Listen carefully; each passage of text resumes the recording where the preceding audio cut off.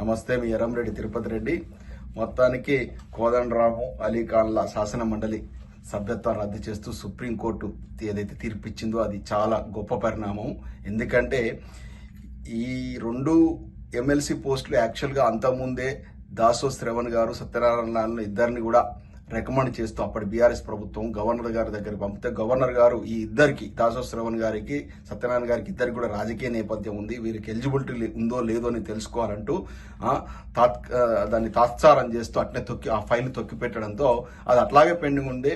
ఈ లోపల మళ్ళీ ఎన్నికలు రావడము, శాసనసభ ఎన్నికలు రావడము, కాంగ్రెస్ పార్టీ అధికారంలో రావడం, దాంతో ఏం చేసింది, కొత్తగా వచ్చినట్టు రేవంత్ రెడ్డి గారి ప్రభుత్వం ఏం చేసిందంటే అది ఎట్లాగో వాళ్ళిద్దరిది గవర్నర్ గారు ఆమోదించలేదు కాబట్టి దాసో శ్రవంతి సత్యనారాయణ గారిది, వారి స్థానం లోపల మేము కోదండరామ్ గారిని అదేవిధంగా ఈ అలీఖాన్ ఇద్దరిని కూడా మేము రికమెండ్ చేస్తున్నాం గవర్నర్ గారి దగ్గర పంపడం, గవర్నర్ గారు వెంటనే ఆమోదించడం. ఎందుకంటే ఇది ప్రత్యక్షంగా చూడండి, దాసో శ్రవంతి సత్యనారాయణ గారిదేమో తొక్కిపెట్టారు గవర్నరు, అదేవిధంగా ఇక్కడనేమో ఈ అలీఖాన్ను కోదండరామ్ను వెంటనే ఆమోదించారు. అంటే ఇది క్రిస్టల్ క్లియర్ తెలుస్తా ఉంది. కాంగ్రెస్ బీజేపీ రెండు కలిపి బీఆర్ఎస్ పార్టీ మీద కత్తి కట్టి ఒక కంపు రాజకీయం చేస్తున్నారు తెలంగాణ అనేది.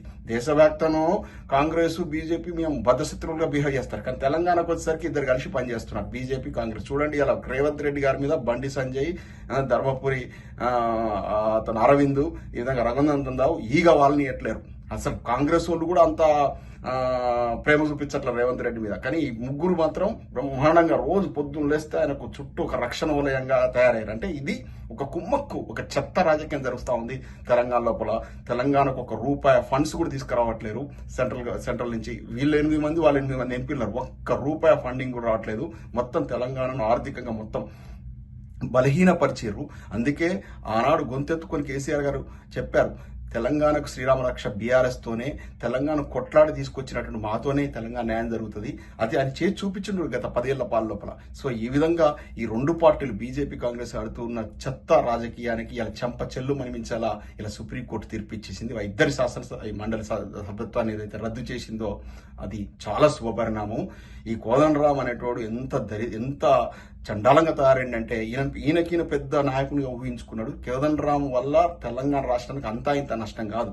పోయి ఆ దగులుబాజీ కాంగ్రెస్ పార్టీతో అంటగాగుతున్న కోదండరామ్ ఏంది, నీకు ఇన్నటువంటి ఏమన్నా కొంచెం అంటే జయశంకర్ సార్ లాగా నువ్వు ఒక నిస్వార్థపడిగా ఉంటున్న చరిత్రలు మిగిలిపోయేటాడు. ఇవాళ ఈ కంపు రాజకీయాల్లో నువ్వు కూడా భాగమైపోయి మొత్తం ఈ కంపు రాజకీయాన్ని తెరలేపిందే. నువ్వు ఏం సాధించినావు, ఎమ్మెల్సీ ఏం సాధించినావు, ఎంత మంచి గొప్ప పేరు ఉంటుంటే ఎంత చండాలంగా బిహేవ్ చేస్తావా నువ్వు?